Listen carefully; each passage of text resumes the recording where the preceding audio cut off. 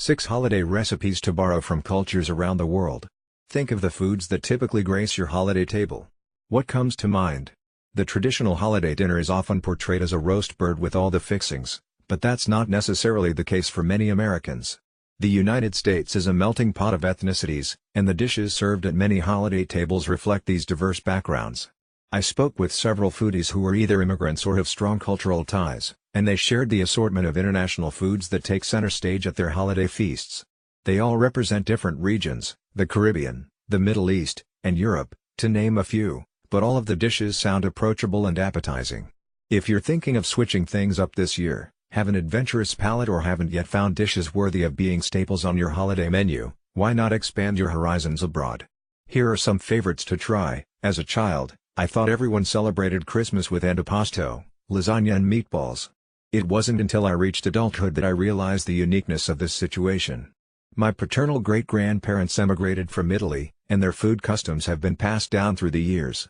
My holiday meal starts with an antipasto platter, which displays the produce grown in the warm Mediterranean region, such as olives, tomatoes, artichokes and peppers. Christmas dinner always includes some form of pasta, usually lasagna. It's well known that pasta is part of the Italian culture, and the word pasta literally translates to paste, referring to the actual dough. Meatballs, which are often considered a peasant food in Italy, accompany the pasta dishes. This staple has become popular in the US because it was something that Italian immigrants could replicate in America with very little money. As a vegetarian, I don't eat meatballs, which is why I created my own. Even the meat eaters at the table enjoy this healthier alternative. Many of the islands in the English-speaking Caribbean, like Trinidad and Tobago, have major influences from a variety of cultures, including the indigenous Carib and Arawak peoples, India, Africa, China, Spain and the UK. Today, the people and culture of the islands continue to represent the past. I am a first-generation Afro-Caribbean American and both of my parents immigrated here in the late 60s, says New York-based registered dietitian. What I love most about food from Trinidad and Tobago is the flavors. The dishes are marked by the use of spice while playing with temperature and texture in dishes, Feller adds. Feller describes memories of her grandmother making pastels, a corn-based dough filled with minced meat and olives, as well as pilau, a one-pot rice dish with pigeon peas, veggies and derived from the Indian descendants of the island. One of the most popular dishes to be served at a lime, otherwise known as a gathering, is callaloo, originated from African and Carib cultures. I would describe callaloo as a soft earthy food, made from okra and leafy greens, as well as spices and coconut milk, says Feller.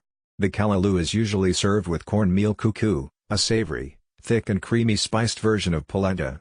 Feller suggests switching up the traditional greens at your holiday table for. Jewish Americans come from a variety of regions all over the world, yet they share many similar food practices. Registered dietitian Lauren Harris Pincus, RDN, author of Is One of the Many Americans Who Celebrates Jewish Holidays. The common ingredient is oil, since we are celebrating a miracle that happened when Jews had only enough oil to burn the light in their temple for one day and it lasted 8 days, says Harris Pincus.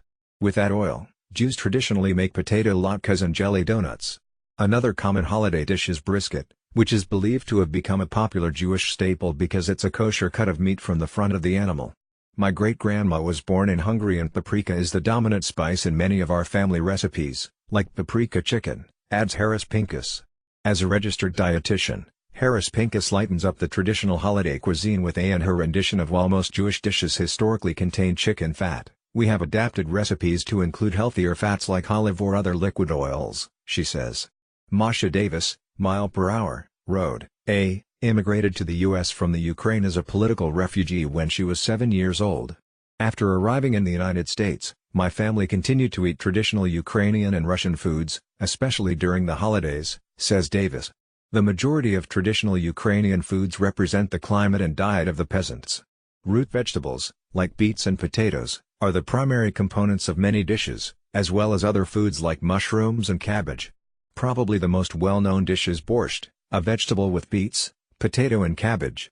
Davis also describes other popular meals, like holubtsi stuffed cabbage rolls, and her favorite.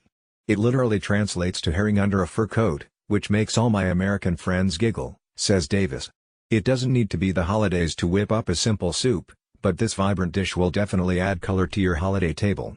As a country on the Mediterranean, Syria's cuisine includes plenty of fresh fruits and vegetables, whole grains, nuts, beans, lentils, dairy, fish, olives and olive oil, says Rode, LD, owner of Olive Tree Nutrition and spokesperson for the Academy of Nutrition and Dietetics.